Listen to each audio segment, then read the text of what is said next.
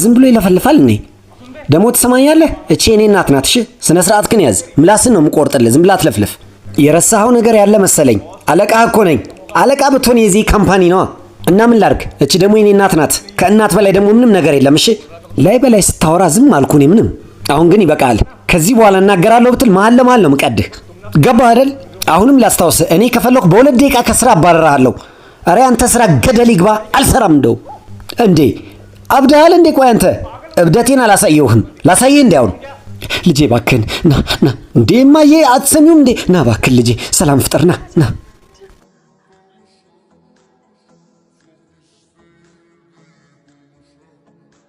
አዎ ብትሄድ ነው የሚሻልህ እንጂማ እጄንማ አነሳብህ ነበር እኔ።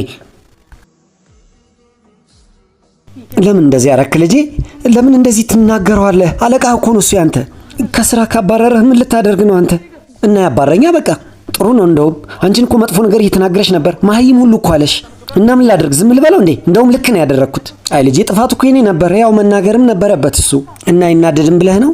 እና ምንም ስተት ቢሆን አልሰማሽውም እንዴ? እንዴት እያናገረሽ እንደነበር በፍቅር ማስረዳት አይችልም ነበር? ግን እንደዛ አላደረግም።